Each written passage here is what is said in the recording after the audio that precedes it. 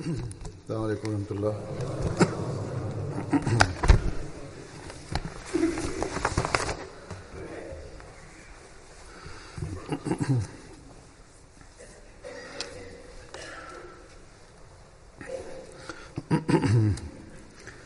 أشهد أن لا إله إلا الله وحده لا شريك له وأشهد أن محمدا عبده ورسوله أما بعد فأعوذ بالله من الشيطان الرجيم بسم الله الرحمن الرحيم الحمد لله رب العالمين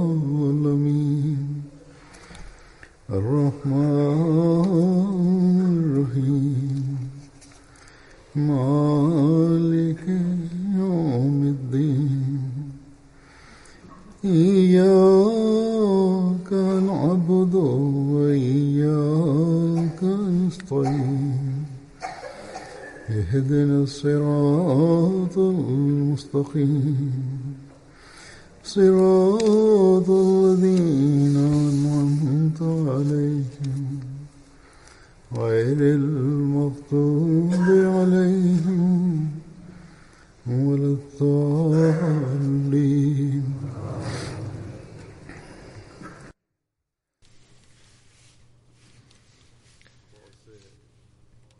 After reciting the Tashahhud, Da'uz, Tasmiyah and Surah Fatiha, Hazrat Amir al-Mu'mineen Ayyadahullah Ta'ala bin Nasir Aziz says,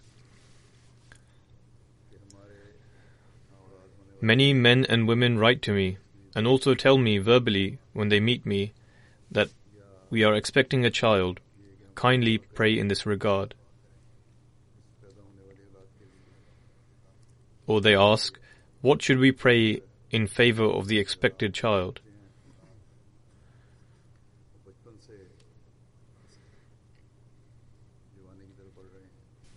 Occasionally, it also happens that some ask, we have children, they are now moving from childhood into becoming adults. They are about to step into adulthood. We are constantly worried about their tarbiyat, i.e. upbringing. What prayers should we offer for them? How should we undertake their tarbiyat so that our children remain on the right path and remain steadfast in good deeds? By the grace of Allah the Almighty, the majority of the community think in this manner, and they are focused on how they should undertake the tarbiyat of their children, or they at least show some concern for this.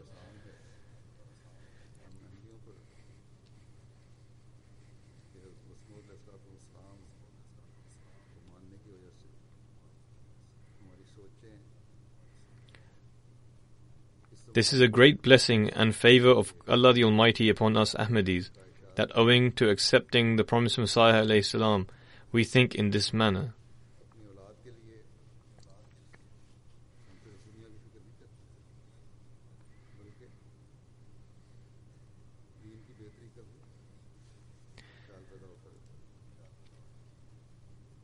In this age, where worldly desires have engulfed everyone, we are not only concerned about the worldly well-being of our children, rather, we also strive to care about the improvement of their faith.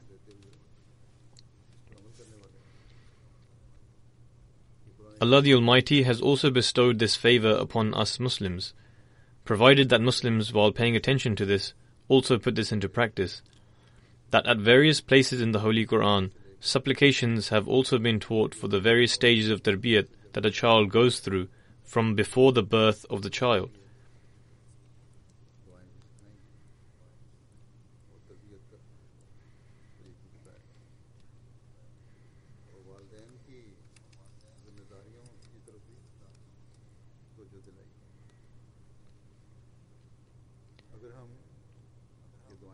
Likewise, the Holy Quran has also taught the methods of tarbiyat and has also drawn the attention of the parents to their responsibilities.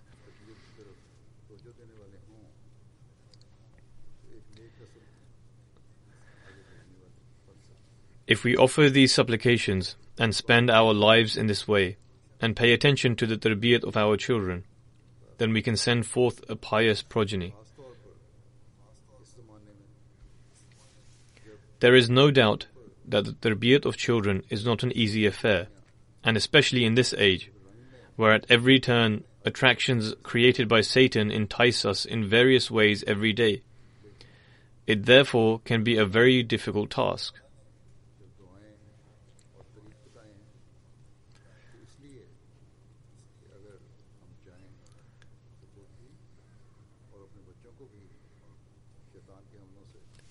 However, Allah the Almighty has taught us prayers and methods for this very reason, and that is so that we can save ourselves as well as our children from the onslaughts of Satan. Nevertheless, for this to work, constant prayers, the help of Allah the Almighty, and hard work and efforts are necessary. There is a need for a continuous jihad, i.e. self-reformation. A true believer is indeed expected that being attached to Allah the Almighty, he should save himself as well as his children from the onslaughts of Satan, instead of giving in to despair and tiring and imposing negative feelings upon oneself while being frightened.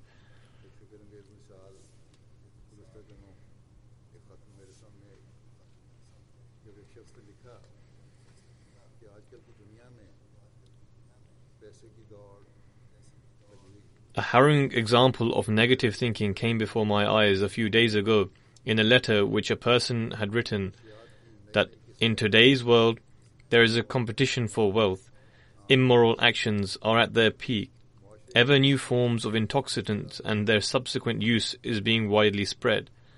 The general moral depravity of this society is constantly increasing, and for this reason, the writer says, I should certainly marry, or I am married, but it would be better if I remained childless, or that I should not have any children.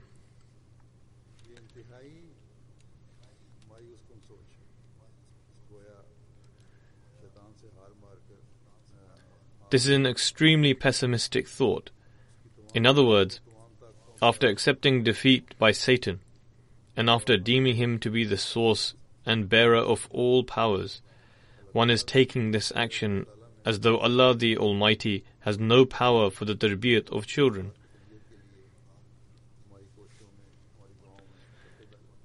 Or that He should bless our efforts and our prayers, God forbid.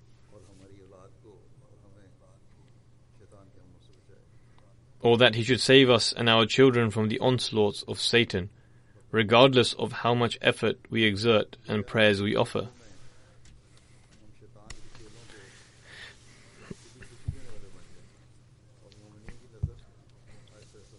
In other words, we will grant absolute freedom to the followers of Satan, whilst the offspring of believers will slowly and gradually cease to exist.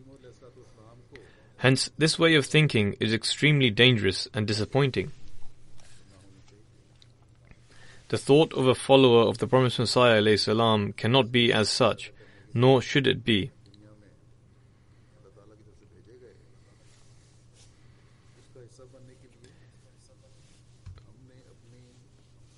In order to partake in the revolution for which the promised Messiah ﷺ was sent to the world by Allah the Exalted, we must use our capabilities and faculties to the utmost, and we must also infuse this spirit into our offspring.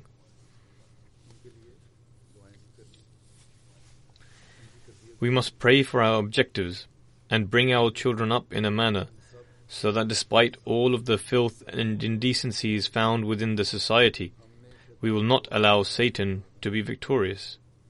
Inshallah, God willing.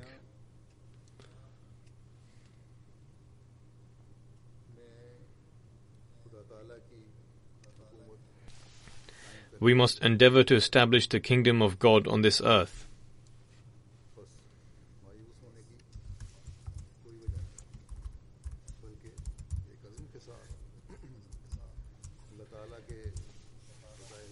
Thus, there is no need to be disheartened.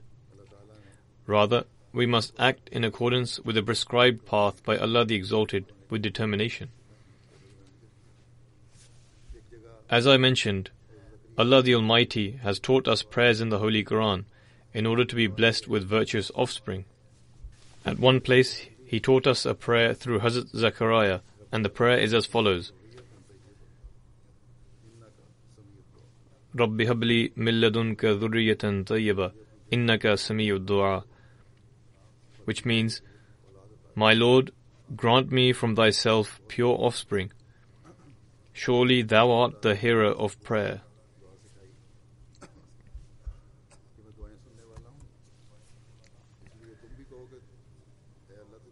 Allah the Almighty has Himself taught this prayer by stating, I am the one who answers supplications. Therefore, you should also say that, O Allah, as you answer prayers, also answer our prayers and bestow us with virtuous progeny.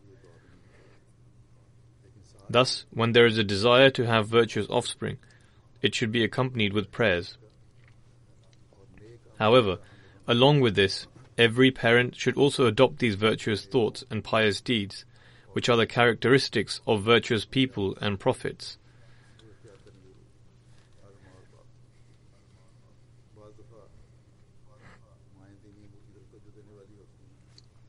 At times, mothers are attentive towards religious matters and are true worshippers, whereas fathers are not.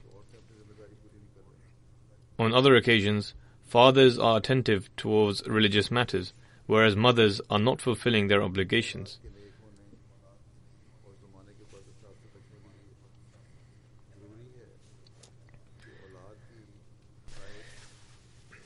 In order for the progeny to be virtuous, and in order to be safeguarded from the evil influences of the time, it is necessary that prior to desiring children and prior to the birth of children, the husband and wife both should act virtuously.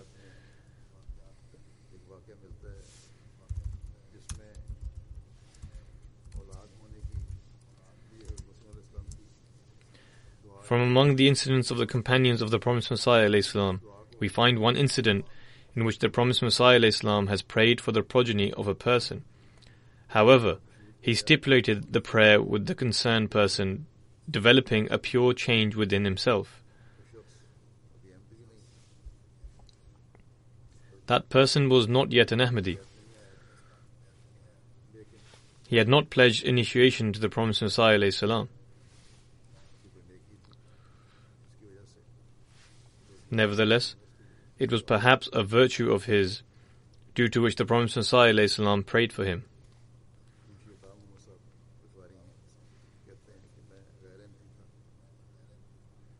This person is Munshi Ata Muhammad Sahib, the revenue collector. He says that I was a non-Ahmadi, and I was distant from religion.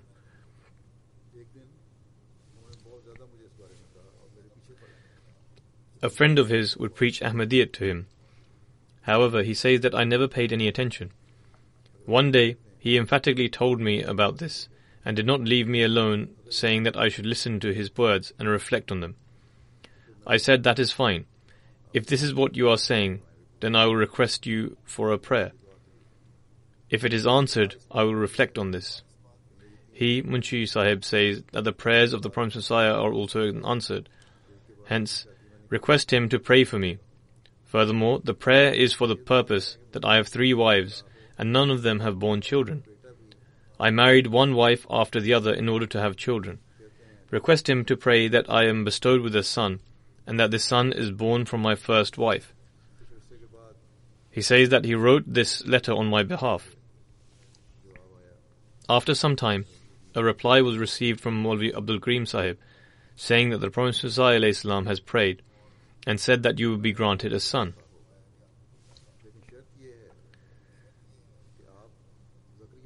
However, the condition is that you repent as Zachariah repented.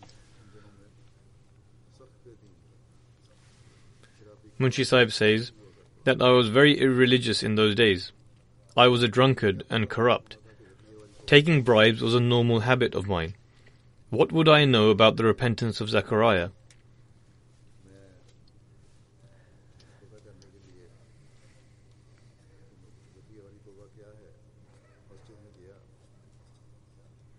Hence, he says that in order to find out about the repentance of Zechariah, I went to the mosque.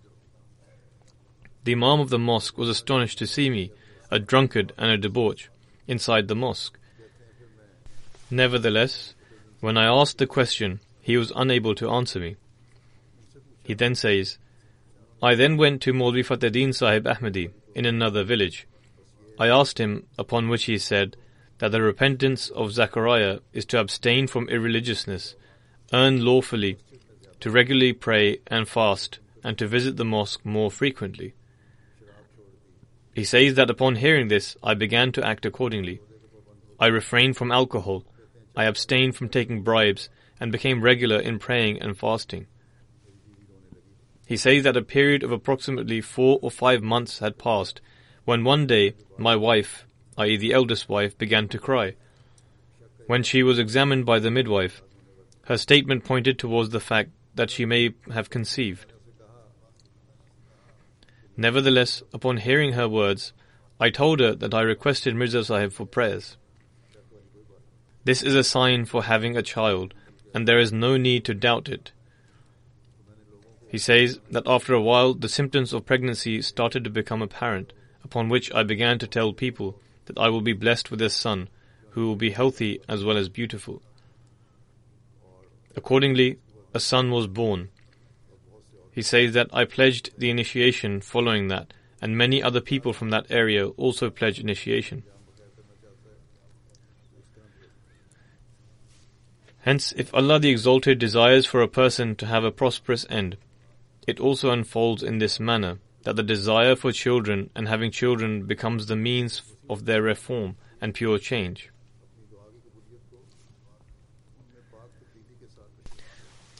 The promised Messiah ﷺ also stipulated the acceptance of his prayer with that individual making a pious change within himself. Hence, when we offer the prayer of Zechariah for our children, it is necessary for us to develop a pure change within ourselves.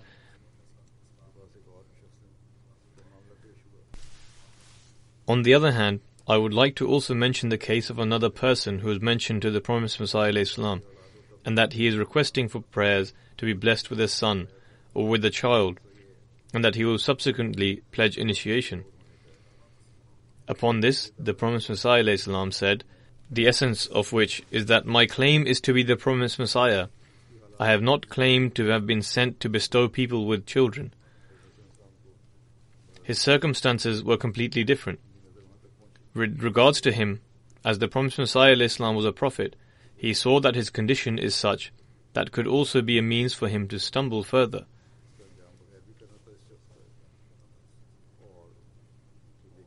However, in the previous case, Allah the Exalted desired for that person to have a prosperous end, and there must have been some virtue as well. For that, the promised Messiah ﷺ prayed and gave him the glad tidings of a boy after being informed by Allah the Almighty.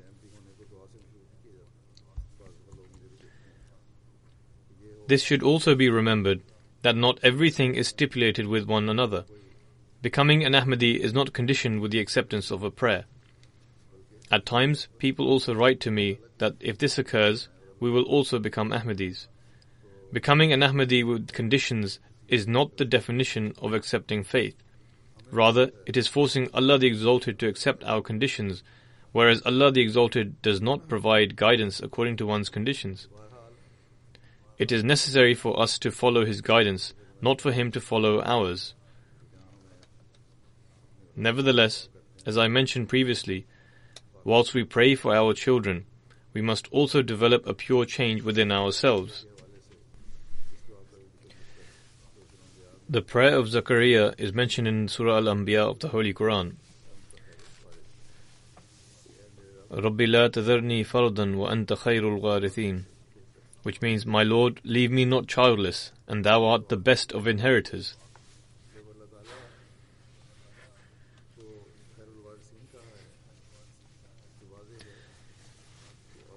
Since God Almighty has been called the best of inheritors, it is clear from this prayer that one should not pray to be granted offspring that can become their heirs in their worldly affairs, but instead such heirs be granted from God Almighty, who give preference to their faith over the world.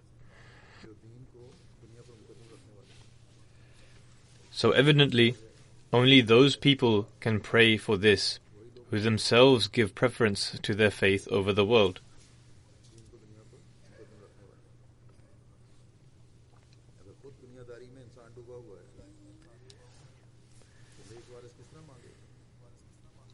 If man is engulfed in worldly pursuits, then how is it possible for him to pray for pious heirs? If a woman only has children on the basis that it is a natural desire for women to bear children,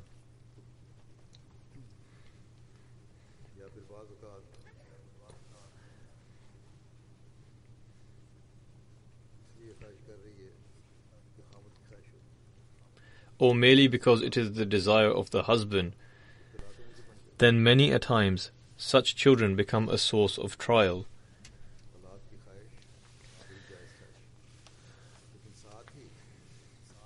The desire to have children is a legitimate desire, but on top of that, one must also pray for pious heirs.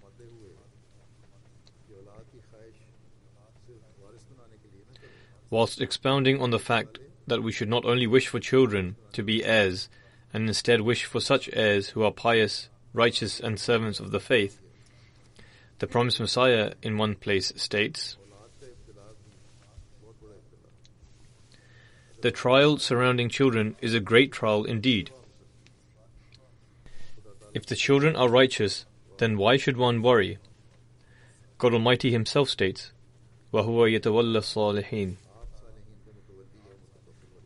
meaning that God Himself becomes the friend and protector of the righteous.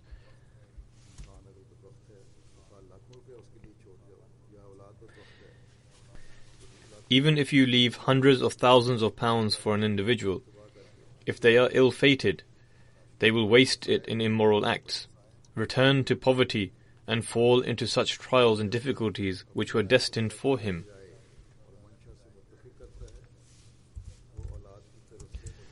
Whoever aligns his thinking with the will and desire of God Almighty, he will be content with his offspring.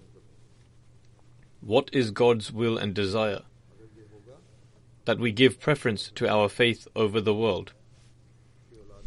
If this happens, then as the promised Messiah ﷺ has stated, you will be content with your children, because such a person will pray for his children and endeavor to give them a good upbringing. He then states, "This can only take place when you strive for this quality and pray in this regard. Only then will God Almighty look after him. If he is dishonest, then he has no choice but that his end will be in hell, and God will not care for him in the slightest." Then in another place, whilst giving advice about children, the promised Messiah ﷺ states, "Become righteous yourselves and become an example of piety and righteousness for your children, and make efforts and pray to make them God-fearing and devout. Make efforts for them in this matter, to the same extent which you make effort to gather wealth for them. The least one can do in training their children is to teach them about religion, and for them to remain firm to their faith with the same effort they make for them in worldly terms. More effort is made in worldly terms, and much less attention is given to their religious training. For this reason, some people are put into trials and they face difficulties." The promised Messiah continues by saying,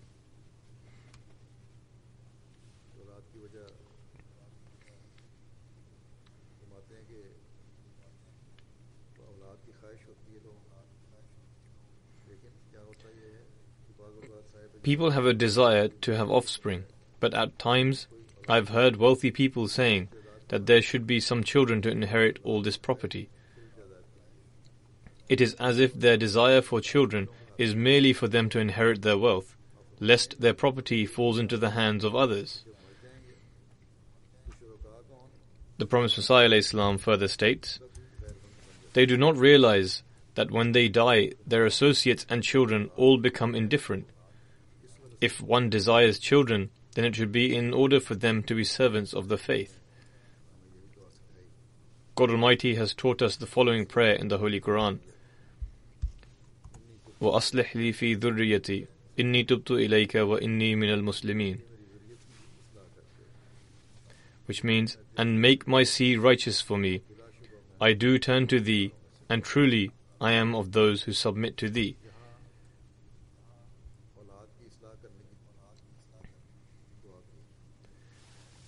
Here the prayer is for the reformation of children.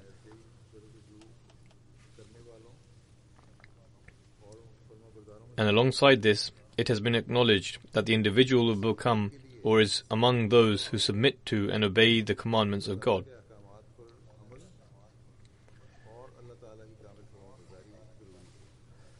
Hence, when praying for children, it is necessary to act upon the commandments of God and to obey Him. Only then will the prayer be accepted. Therefore, it is a great responsibility on the mothers as well as the fathers that they should pray continuously to God Almighty for the sake of the reformation of their children and for their good upbringing, and establish a good example for them.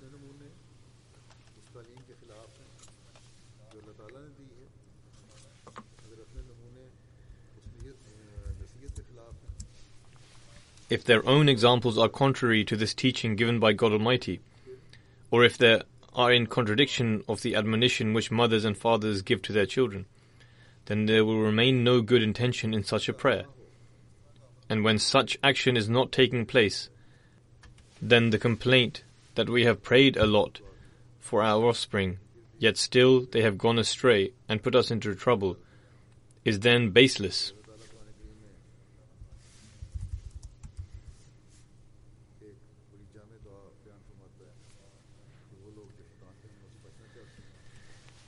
God Almighty has then taught us a very comprehensive prayer in the Holy Quran, i.e. those people who wish to be protected from the attacks of Satan. Those who desire to be the servants of the gracious God, among their traits is that they make this application. رَبَّنَا هَبْ لَنَا مِنْ أَزْوَاجِنَا وَذُرِّيَّاتِنَا قُرَّةَ أَعْيُنٍ وَاجْعَلْنَا لِلْمُتَّقِينَ إِمَامًا. Meaning, our Lord, grant us of our wives and children the delight of our eyes, and make us a model for the righteous.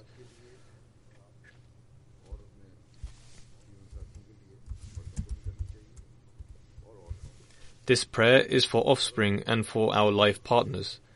Both men and women should make this supplication.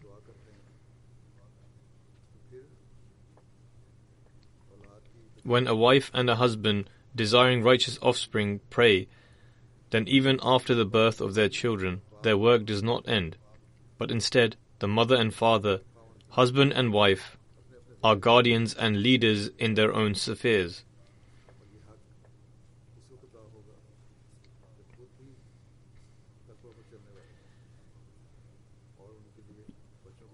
This right will only be fulfilled when they themselves tread the path of righteousness, and they pray for their children and keep watch over their actions.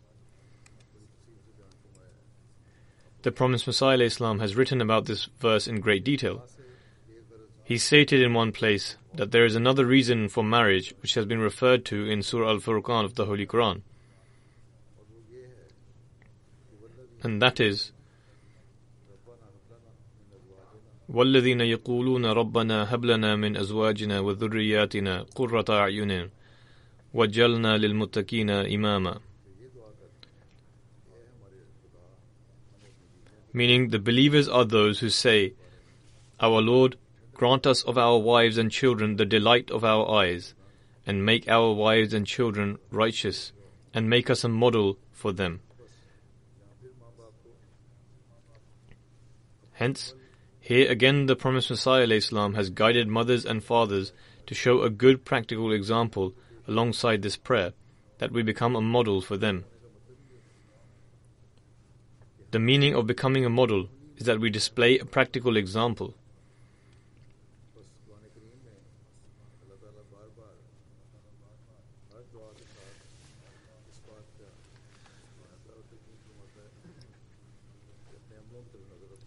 Hence, with every prayer, God Almighty has repeatedly advised us in the Holy Quran that we must watch over our deeds if we wish to have righteous offspring.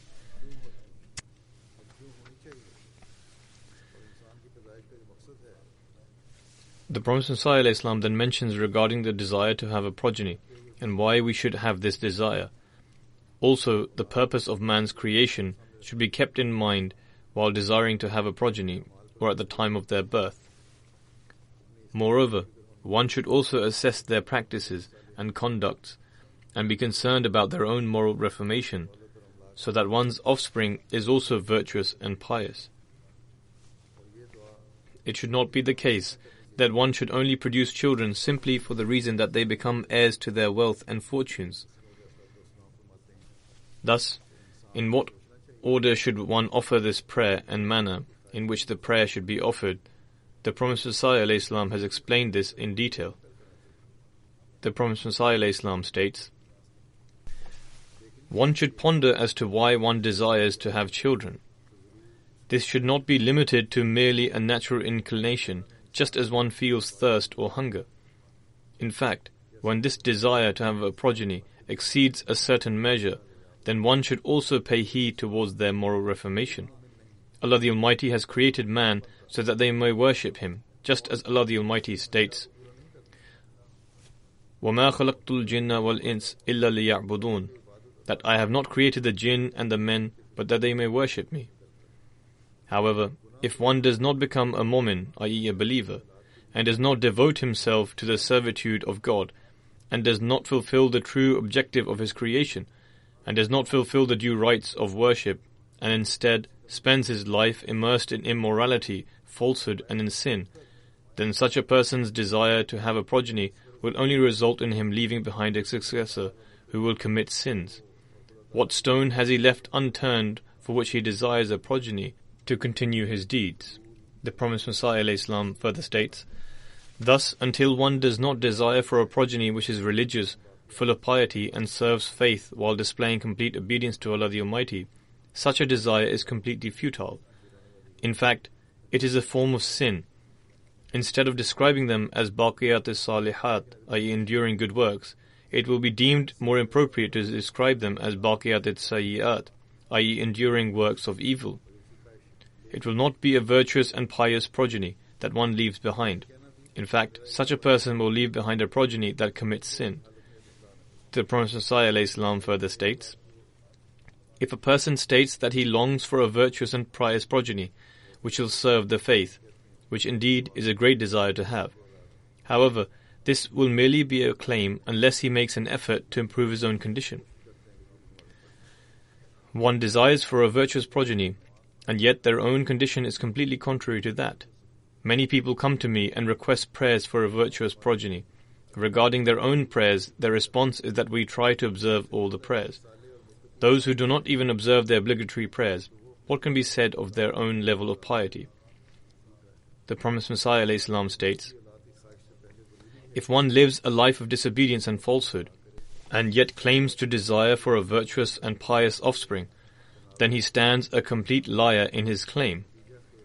Prior to desiring for a virtuous and pious progeny, it is necessary that he reforms himself and leads a righteous life. Only then will his desire come to fruition. It is only then that such a progeny will truly be worthy of being called baqiyat as-salihat, i.e. enduring good works. However, if this desire is only so that the legacy of one's name remains, and they leave behind heirs for their wealth and fortune, then regardless of how renowned and famous that person may be, according to me, it is shirk, i.e. idolatry. The Prophet ﷺ then states, another thing is that people have a great longing to have a progeny, and they even have one as well, but never has it been observed that they strive and show concern for their progeny's moral training, and to make them pious and obedient to Allah the Almighty.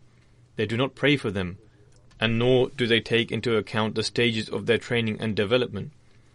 Little attention is paid towards prayers, and also towards their moral training. The Promised Messiah ﷺ further states, my own condition is such that there is not a single prayer of mine in which I do not pray for my friends, children, and wife. The Promised Messiah ﷺ further states, there are many parents who teach bad habits to their children. When they learn to commit ill acts in their childhood, they do not admonish them. Consequently, they become more and more bold and brazen. If they are not stopped in their childhood and guided with love during their early years, then gradually they will increase in their ill actions. In another place, the promised Messiah ﷺ states, "People desire for a progeny, but not so that they may serve the faith, but rather that they leave behind their heirs in this world." Once they do have children of their own, they show no concern for their moral training, and neither towards the reformation of their beliefs. It is also important to teach them about their faith. It should not be the case that they are completely occupied in pursuit of their secular education and worldly endeavors, and thus parents do not pay attention to teach them about their faith, and nor make arrangements for them to be taught. It is extremely important to teach them about their faith and their beliefs. The promised Messiah ﷺ further states, "Nor do they reform their moral condition." The standards of moral code perceived here are different to the ones the Allah the Almighty has taught in the Holy Quran, which are in fact of the highest standards. We should not only seek to acquire the standards of worldly morals, but in fact we should also search for the standard of morals which Allah the Almighty has taught us, and which Islam teaches us, and have been demonstrated to us by the Holy Prophet ﷺ's own practice. These are the standards of morals which we then have to inculcate in our future progenies. The Prophet Messiah ﷺ then states, "Remember that one who does not understand the significance of this relationship of his kinship cannot have a perfect faith. If he is bereft from its true comprehension, then how can one expect him to perform good deeds?" Allah the Almighty states, "Rabbana hablana min azwajina wa dhurriyyatina qurrata a'yunin waj'alna lilmuttaqina imama," which means, "Our Lord, grant us of our wives and children the delight of our eyes, and make us a model for the righteous." This can only be possible when they do not lead a life of disobedience and falsehood. In fact, they lead a life like the servants of the gracious God. They give precedence to God over everything else. After this, God Almighty has then further elaborated by saying, "And make us a model for the righteous." If one's progeny is virtuous and righteous, then surely he must be their imam, i.e. the head. Therefore, this is a prayer for one to become a righteous person, i.e. one prays for himself to become righteous, and prays that Allah the Almighty makes him tread upon the path that leads to righteousness, and then includes the children in his prayer to also become righteous.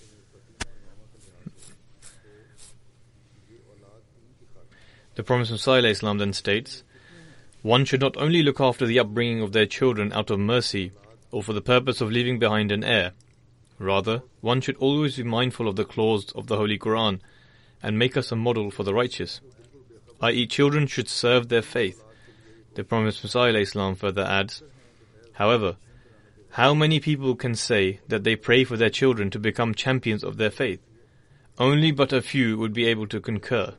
Many people are completely heedless as to the reason why they should make an effort for their children, and many only train them so they can become their heirs.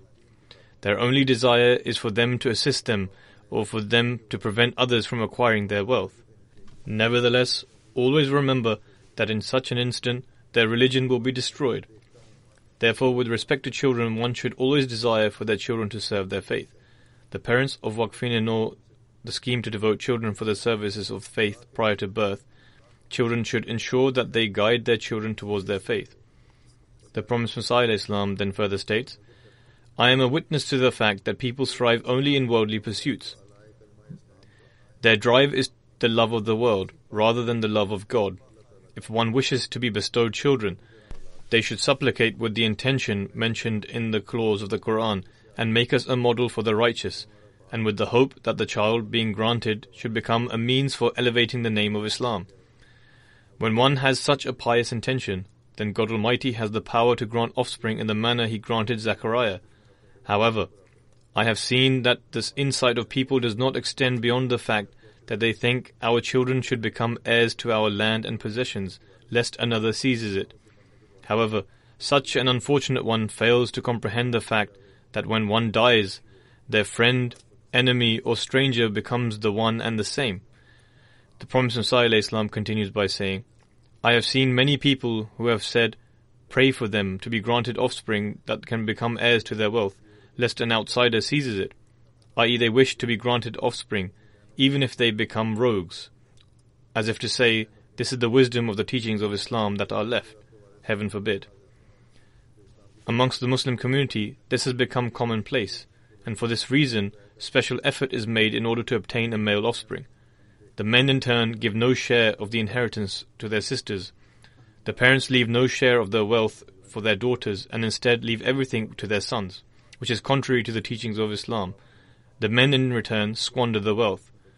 This is what is taking place before us in the world and can be seen even today. Nevertheless, as I have already mentioned previously, the parents of Waqfin-e-Nau children should pay special attention towards the moral training of their children, and alongside this, they must pray for them to achieve this goal, i.e. for their children to grow up to serve the faith in a manner whereby they give precedence to faith over all worldly pursuits. It should not be the case that the children have simply been given the title of Waqf-e-Nau, and when they grow up, they say that they will pursue their own career. Rather, the Waqfin-e-Nau should first confer with the Jamaat if the Jamaat is in need of their chosen career path or not. Only if the Jamaat grant them permission should they pursue that particular career. Otherwise, they should present themselves with the pure intention of fulfilling their pledge and the pledge made by their parents. Therefore, one should pray for their offspring and wish for them to be granted that progeny that will give precedence to their faith over all worldly objects. Also, that they become individuals who will go on to raise the honor of their parents and their family, who will elevate the name of their grandfather and forefathers. Then there are certain families whose fathers or grandfathers were companions of the Promised Messiah ﷺ, yet being from their progeny is not enough. Many people mention this fact with pride. Although this is an honor, yet one can only be proud when they begin to resonate those virtues. Simply being the children of the companions is not enough. Rather, it is the duty of the parents to pray for their children to be able to replicate the virtues of their grandparents and great-grandfathers. When the parents pray in this manner, they will have to ponder over their own state, because they will only be able to follow in the footsteps of their parents and grandparents if they follow those virtuous deeds themselves.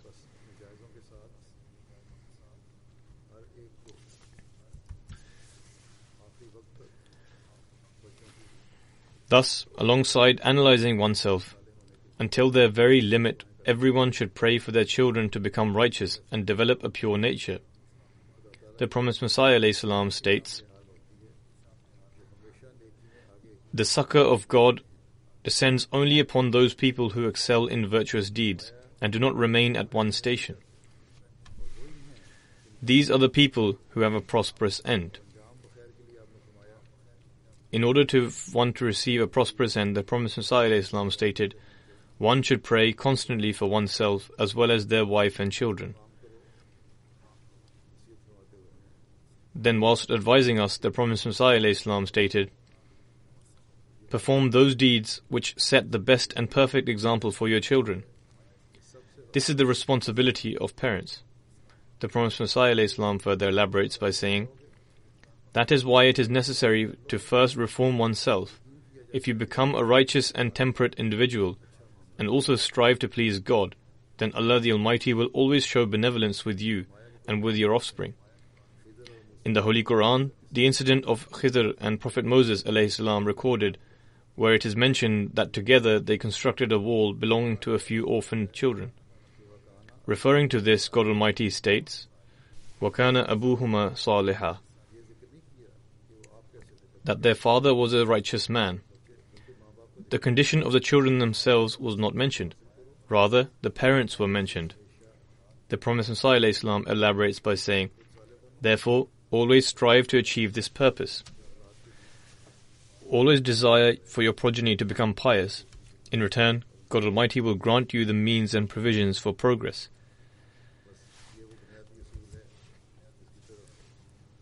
Thus, these are the fundamental principles towards which the promised Messiah ﷺ advised us constantly. This, in fact, is an elaboration of the Quranic principles that the conduct of the mother and the father plays a big role in the upbringing of children. May Allah the Almighty grant every single one of us to become the best example for our children. May we fulfill the pledge of giving precedence to our faith over all worldly objects.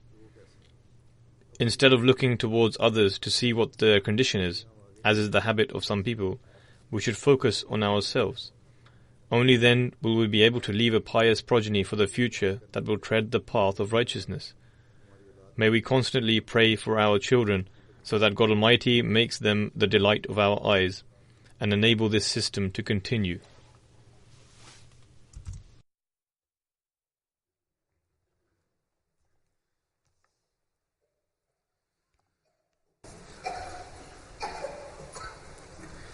Alhamdulillah, nahmaduhu wa nasta'inuhu wa nastaghfiruhu wa nu'minu bihi wa natawakkalu alayhi wa na'udhu billahi min shururi anfusina wa min sayyiati a'malina.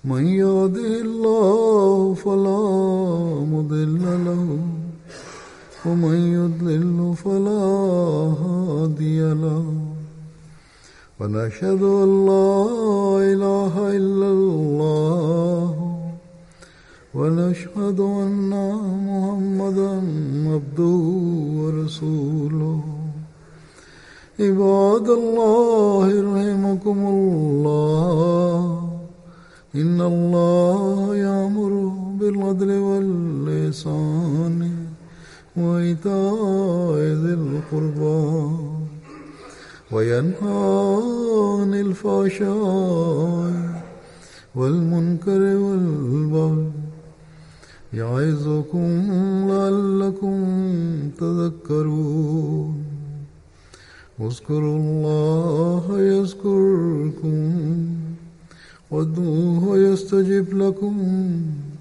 ولذكر الله أكبر.